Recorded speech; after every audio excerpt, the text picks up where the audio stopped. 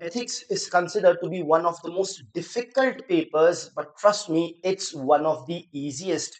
In this lecture, I will be telling you why so, and I will tell you how to make the ethics answer writing the easiest answer writing in the entire UPSC mains journey of yours.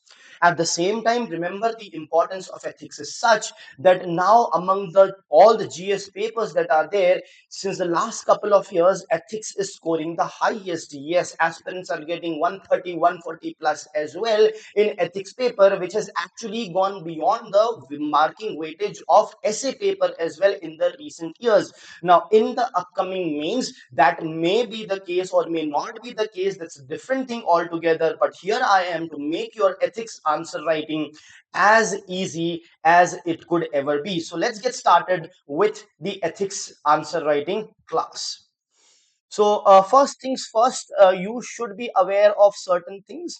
First thing is that ethics, of course, is divided. The paper is divided into two sections, section A and section B.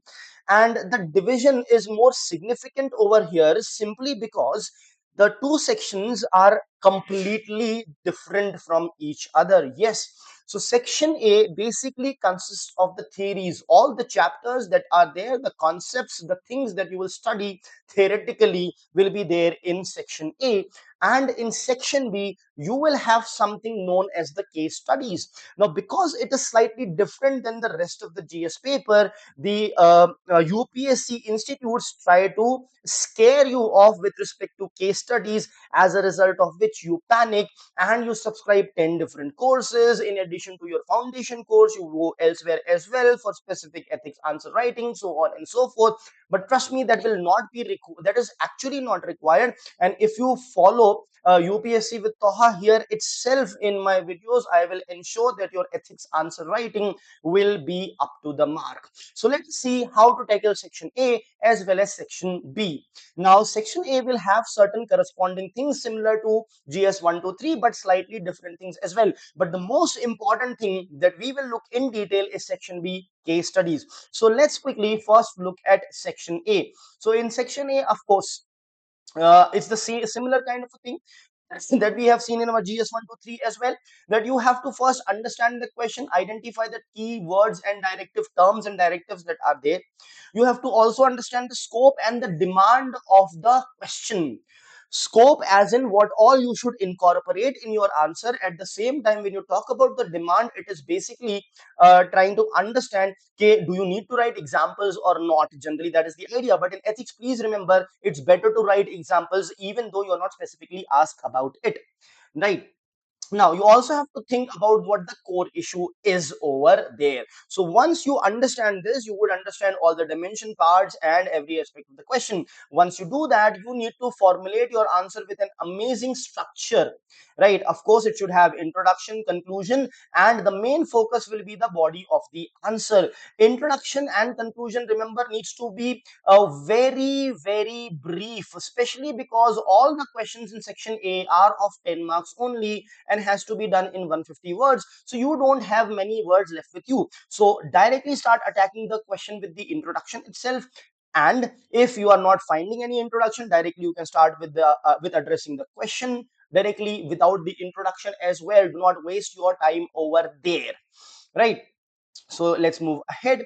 The next thing that is very important for section A is enriching the content that is there. Yes, that is very important. In fact, if you ask me, ethics paper is a pre-prepared paper. That means a paper for which you are pre-prepared, you know what to write, what not, examples, the thinkers, everything is there. You just have to fit the right examples, right thinkers in the right place.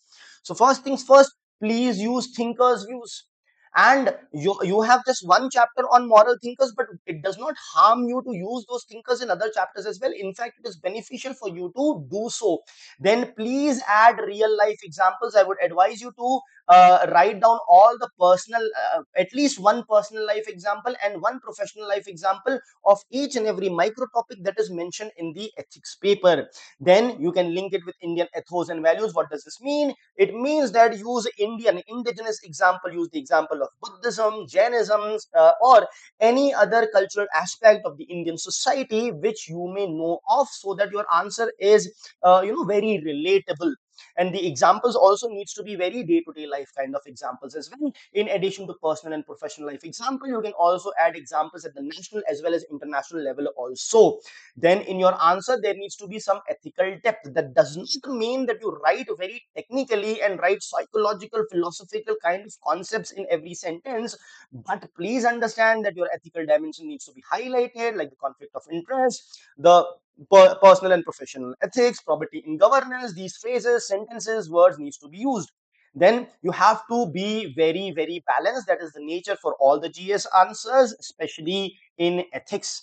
At the same time, you have to reflect on the implications for the society and individual. You have to put the society before you, right? And you connect the human values, the duties that you have as a civil servant. All these things keeping in mind is what you have to write the answer, right?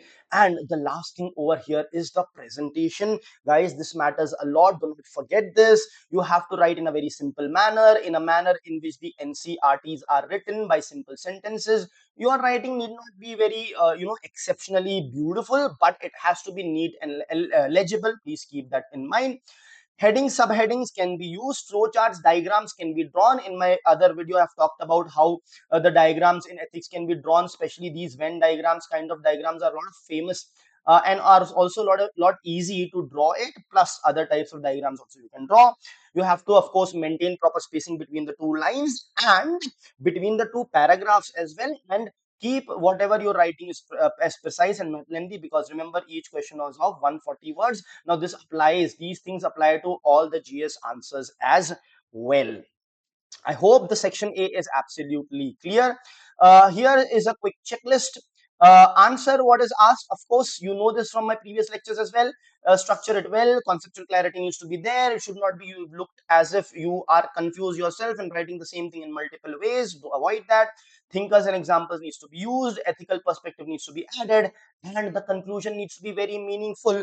And it is important. Why? Because at the end of reading your answer, that's when the evaluator gives you the marks, and there can be recency bias. So make sure your ending is also very, very impactful, specifically because we all focus a lot in the introduction, but the focus sort of is less on conclusion. So make sure you focus on that as well.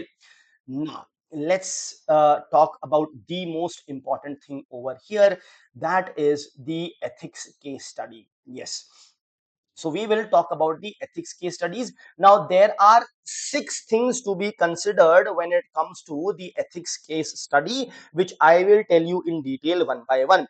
Now there are 2 types of case studies, I would say. I'm not talking about the theme, I'm talking about the way in which they are asked. The very first kind of case study is an explicit case study, which asks you everything explicitly, and the other type of case study is implicit case study, which asks you things implicitly, wherein they do not mention specifically what you have to write. So I will first take the example of the explicit case study, in which specifically things are asked to you, and you have to follow the exact same thing in the case studies when they have not asked you everything specifically, but still you will write in the same framework. So here I am giving you an ideal framework for your case study, and at the end of it I will give you a small tweak which you should make depending upon the way the case study is asked. So the very first thing that you should do in your case study is to introduce the case study. Yes, see, all of us, in fact many of the aspirants, they know that they should introduce the question in answer in GS paper, GS 1 2 3. But when it comes to case studies, they sort of forget to write introduction. But please introduce the case study here as well. What is the introduction? In brief, describe what the case study is all about. That's point number 1. Coming to point number 2, you have to mention all the ethical dilemmas involved. Right now here they would specifically ask in a explicit case study when they are specifically mentioning. If it is not mentioned, then also you have to mention the ethical dilemmas. The next thing over here, is to mention all the stakeholders that are involved in the case study. All the stakeholders. Who are stakeholders? Stakeholders are the people who will be affected by what the case study is going, or what the case is going on. So that becomes really very important. Then the fourth thing here is to mention the options that are available to you. Options that are available to you. At times the case study already gives you the options and asks you to write the merits and demerits, pros and cons of them. If not given, you still have to write the options, and just don't write the options, write the merits and demerits or pros and cons of them, even if it is not explicitly asked. After that, you have to basically mention what approach you will take. Approach you will take. Is that clear? Now, out of the options that might be given to you in the case study, you might choose one of them, but trust me, none of them actually works. So the actual approach would be a mix of it or a completely different thing altogether, and that is completely all right. Okay, to have an approach which is completely different than all the options that are mentioned for you, or a combination of the options that are mentioned for you, this is how the framework of your case study should look like. And the last but not the least point is conclude the case study.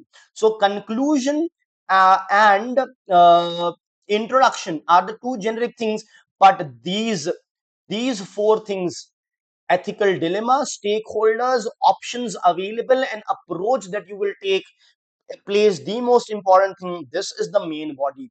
Now, how does it differ? Remember, so now I'll tell you the two types. When the case study explicitly asks you, mention the ethical dilemmas, mention the stakeholders, then you have to give a bit of brief on that, whatever ethical dilemmas are there. When you are explicitly asked to mention the stakeholders, don't just mention, also give the reason as to why they are the stakeholders. Right? When you're asked about the options, if you're given the options available, then basically you have to start with the worst. Start with the worst option available, and then move on to the best possible option out of the options given to you, and then you talk about what approach you will take. This is how the sequence should be. Never start with the best option, start with the worst and end with the best. And if that best is the one that you are following, fair enough. But out of the four, if none of them you are following, then you mention your own approach that you will follow. So whenever, another thing, important thing is, whenever you are mentioning your approach, give reasoning for each and every step that you are mentioning.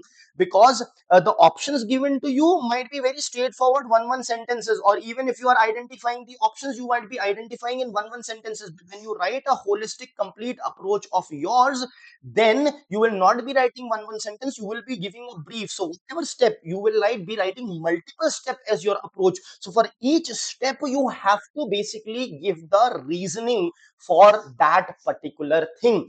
And you can use the standard operating procedure, the second arc report, the schemes, the SOP, standard operating procedure that is available, Supreme Court judgment, any scheme, any act, so on and so forth, to justify what you are doing. You justify it, and then you conclude your case study. So guys, this is how you deal with the ethics paper. Now stay tuned with UPSC with Toha. I'll be coming up for the detailed analysis of the PYQs. I'll be coming up with the detailed analysis of the PYQs of ethics section A, as well as case studies. Not just that, I will also come up with questions and themes of the case studies that can be asked in the upcoming UPSC Mains 2026. So till then, stay tuned to UPSC with Toha, subscribe to the channel, and hit that bell icon so that you're notified every time we go live or bring out a video. Thank you.